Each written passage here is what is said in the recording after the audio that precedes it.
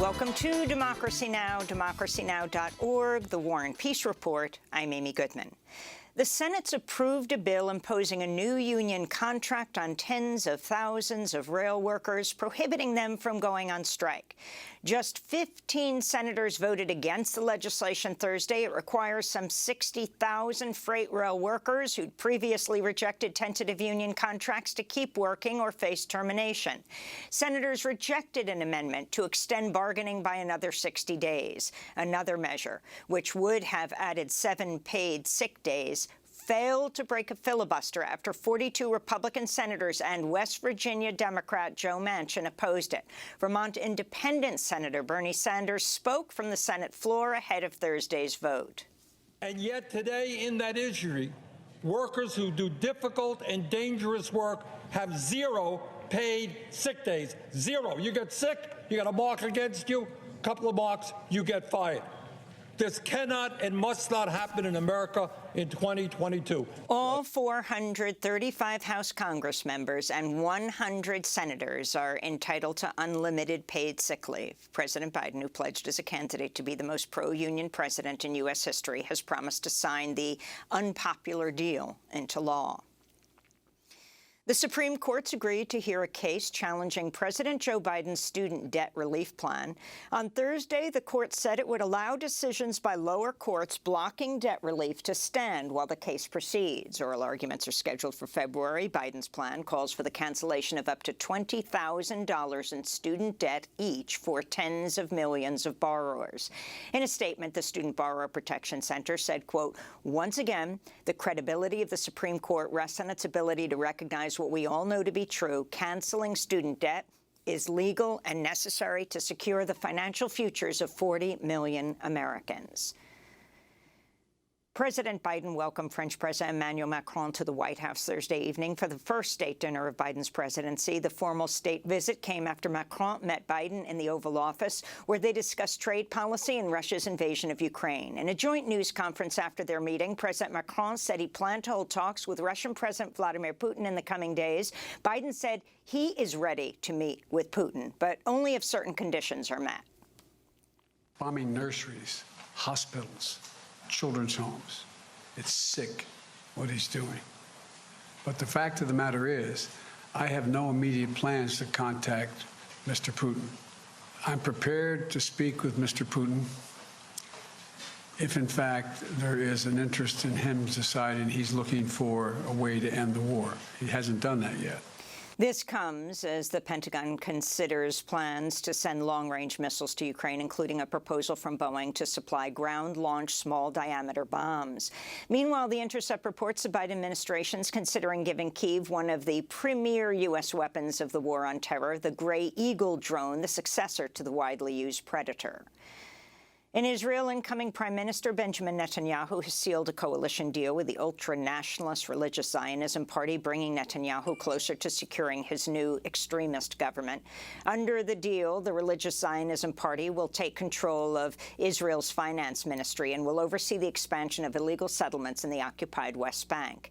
In related news, Israel's incoming national security minister, the far-right Itamar Ben-Gvir, received a warm welcome Thursday at an event hosted by the Embassy of the United Arab Emirates. Ben-Gvir was previously convicted of racist incitement against Arabs and supporting a terrorist group. South African President Cyril Ramaphosa is facing mounting calls to resign and could face impeachment after an independent investigation found he may have broken anti-corruption laws. The case involves the alleged theft of millions of dollars from Ramaphosa's private game farm, which he's accused of covering up, then stashing some of the cash in a leather sofa. Ramaphosa maintains the reported theft and the money found in the sofa was actually from the sale of buffaloes from his farm. South Africa's ruling African National Congress is meeting today to discuss Ramaphosa's fate. In Guatemala, the prominent investigative newspaper El Periodico has shut down its print edition after months of attacks and harassment from the right-wing government of President Alejandro Giammattei. The paper's president and founder, José Rubén Zamora, remains in pretrial detention after he was arrested in July, accused of money laundering and extortion, charges denounced by human rights and press freedom groups as political retaliation over exposés of government corruption. El Periodico was founded in 1996. It's unclear how it'll survive with just an online edition and a reduced staff. In a final editorial column written from his prison cell, Zamora said, quote, "It has been 30 years of struggle against corruption and impunity, against governmental abuses and terrorism in favor of freedom, transparency, and accountability." A new Amnesty International report confirms Colombian police targeted women and LGBTQ+ people with sexual harassment, torture, and forced nudity as part of a nationwide crackdown on protests in 2021 against the right-wing government of former President Iván Duque. Amnesty International Secretary General Agnès Calamard said not a single police officer has been brought to justice over hundreds of gender-based human rights violations.